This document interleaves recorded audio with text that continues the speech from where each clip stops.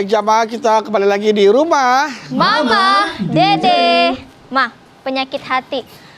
Apa aja sih Ma yang termasuk penyakit hati? Kayak ria, Iri sombong, tadi. terus apa lagi Ma biasanya penyakit Penyakit hati? hati, ada yang terasa, ada yang tidak terasa. Marah, benci, rindu, iri, dengki, kemudian suuzon, itu penyakit hati Suuzon yang bukan. terasa. Ada yang tidak terasa. Orang tidak terasa. Kebodohan, dia bodoh tapi merasa pintar. Kemudian ketertinggalan, orang udah sampai apal Quran berapa juz, dia masih diem aja nggak nemu. Orang udah ngaji kemana-mana, dia tenang wae di rumah. Oh, Dia orang mah udah pergi mengguru kemana-mana, belajar kitab, belajar tafsir, belajar hadis, dia diem aja cuma nonton TV. Itu penyakit hati yang tidak terasa. Jadi bisa dia melampiaskannya dengan sesuatu yang nampak, bisa dengan yang tidak nampak. Punten, ada orang marah, kesel nggak kalau orang marah? kesel. Sekarang dia marah, Takut. itu penyakit hati. Ternyata ketika dia marah, dia lempar piring, dia tendang meja, dia lempar gelas, pok pok pok. Hanya sesaat dia puas, sesaat doang. Habis itu dia istighfar, ya Allah, malu banget gue diliatin orang banyak, ditonton juga. orang banyak. Dan Besar. ini terjadi bukan hanya rakyat kecil, orang di atas aja banyak. Iya, iya. Meja, bah, Wah, banting, kursi. ya Masya Allah, dasi orang ditarik. Ya Allah. Tarik dasinya. Ini karena apa? Pelampiasannya mengikuti setan. Setan, hawa nafsu. Harusnya kalau kita marah baca ta'uz, a'udzubillahi minasyaitonirrajim. Ketika Rasulullah dengan para sahabat melihat ada orang sedang bertengkar, ngomongnya kenceng sampai urat lehernya kelihatan. Rasul bilang, aku tahu tuh bagaimana mengatasinya. Bagaimana kata para sahabat? Kalau dia mengucapkan a'udzubillahi minasyaitonirrajim akan reda. Yang kedua, dia berwudu. Kenapa berwudu? Yang namanya marah didorong oleh setan, yang namanya setan diciptakan oleh Allah dari api, yang namanya api hanya bisa padam dengan air.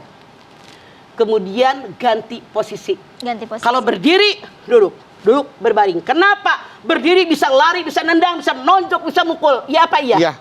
Duduk, berkurang kemampuan kita untuk bergerak. Apalagi tiduran. Apalagi tiduran.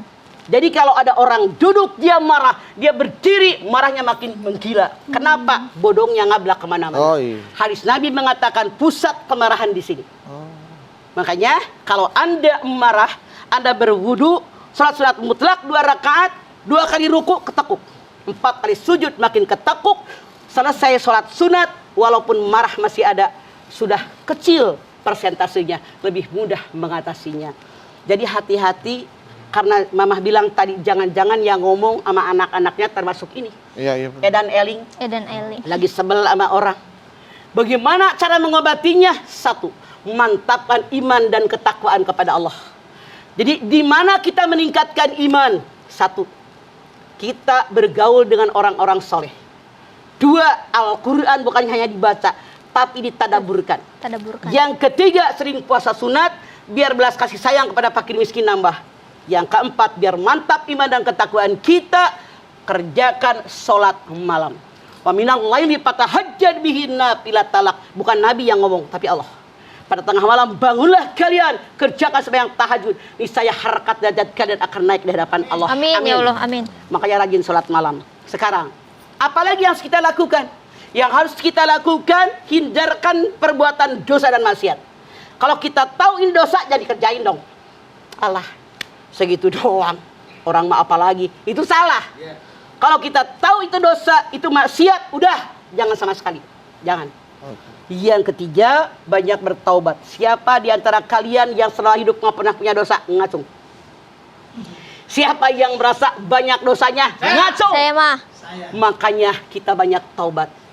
Ya ayyuhalladzina amanu tubu ilallahi taubatan nasuha asa rabbukum ayyukaffiru ankum sayiatikum wa yudkhilakum jannatin tajri min tahtihal anhar. Surat Tahrim ayat 8. Hai orang yang beriman, taubat kepada Allah dengan taubat yang ikhlas dari hati yang paling dalam. Mudah-mudahan Allah mengampuni dosa kalian, masukkan ke dalam surganya Allah yang mengalir sungai-sungai. Amin. Tuh. Makanya dengan banyak beristighfar. Oke. Rasul saja minimal sehari semalam 70 sampai 100, beduk berapa kali? 100 Kadang-kadang sehari sekali doang, Pak. Ya Allah. Lu habis sholat istighfar tuh. Oh, istighfar kalau itu habis sholat iya, istighfar. Habis sholat 33. 33. Nah, kalau seandainya punten tiap sholat 33, Kali 33, Masya Allah, kali 5 saja sudah sekian ribu kali. Oh iya. Jadi memang salah satu obat penyakit hati tadi adalah banyak-banyak istighfar dan juga bersyukur ya Pak ya. Banyak istighfar. Kenapa istighfar? Coba kalian lihat dalam surat Nuh ayat 10, 11, 12. Faqultu astaghfiru rabbakum innahu kana ghaffara yursilis sama alaihim midrara wa yumdidkum bi amwali wa banina wa jalakum jannatin wa yaj'alakum anhara. Kata Nabi Nuh kepada jamaahnya, "Hai kalian istighfar kepada Allah. Allah bisa mengampuni dosa kalian." Amin. Lalu Allah turunkan hujan yang lebat dari langit. Lalu Allah berikan kebun yang subur, numbuhkan biji-bijian, buah-buahan, umbi-umbian. Lalu Allah berikan rezeki yang banyak buat kalian. Allah berikan anak-anak yang sehat walafiat. Allah berikan kebun yang subur, di tengahnya ada sungai yang mengalir buat mengairi sumur tadi, buat mengairi Masya kebun Allah. tadi. Enak nggak? Enak mah. Maksudnya kebun itu perniagaan usaha kita. Makanya modalnya banyak istighfar kepada Allah. Tidak sedikit orang yang banyak mensyukuri nikmat, banyak beristighfar, rezeki datang dari arah yang tidak pernah kalian duga. Wa may yattaqillaha yaj'al lahu mahrajan wa yarzuqhu min haitsu la yahtasib. Kadang-kadang kok bisa ya? Kok bisa ya? Itulah Allah. Masya Allah. Baik, Ma. Oke. Setelah ini kita lanjutin lagi ya Maya.